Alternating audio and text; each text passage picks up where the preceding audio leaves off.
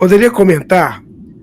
Cristo previu dizendo a Pedro que ele o negaria 3 vezes antes do amanhecer do dia seguinte.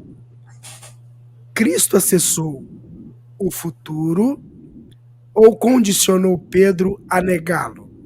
Pois Pedro poderia negar uma, duas, 4 vezes. O futuro ele não existe. Então ninguém pode ver o futuro, porque o futuro de fato ele não está escrito. Porque se o futuro tivesse escrito, não haveria livre-arbítrio.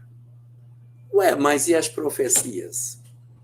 Como é que ficam as profecias? As profecias estão lá mostrando que previu e aconteceu. Você já viu as que foram previstas e não aconteceram? Também tem. Tem um monte de profecia que foi prevista e não aconteceu. Vou dar só uma. Há uma profecia, não vou lembrar agora qual é o profeta, Isaías, que diz que o futuro do Egito seria virar um simples, único deserto e que apenas os chacais morariam ali. Não aconteceu isso, não. Tudo bem que a gente não tem mais a genialidade do Egito do passado. Não temos. Mas os chacais não são os únicos moradores do Egito. Tem muita coisa maravilhosa acontecendo lá.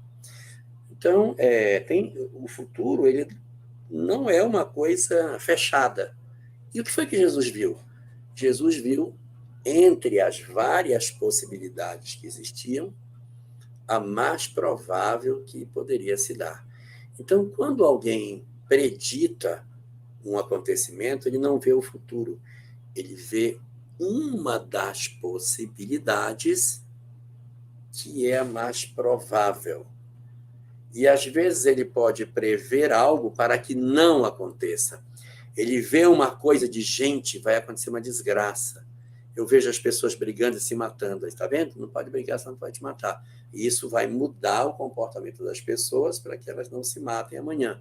Eu faço uma previsão para não acontecer, compreende? Ou seja, um alerta para que você não entre por esse caminho. Porque se você entrar, a tendência é que essa previsão aconteça. Quando Jesus enxerga Pedro traindo no futuro, o que está acontecendo, se não existia?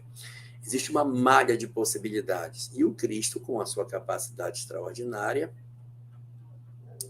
ele vai e consegue enxergar o que é mais provável de acontecer. Então, ele predita para Pedro não o que vai acontecer, mas o que é mais provável de se dar.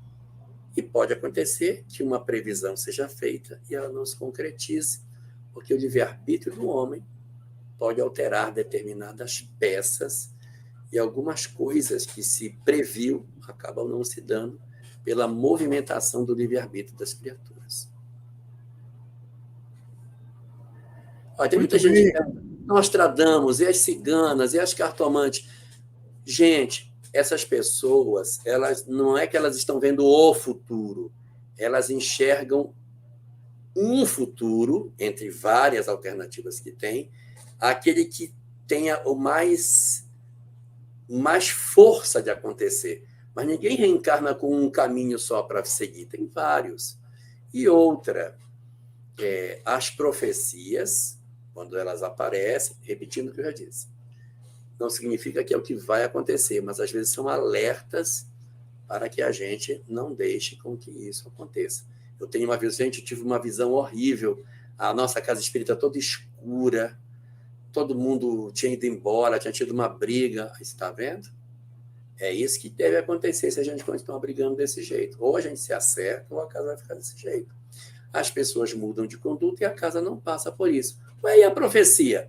A profecia era, na verdade, uma antevisão do que ocorreria se ninguém mudasse de rota. Mudou a rota, novos futuros se desenham.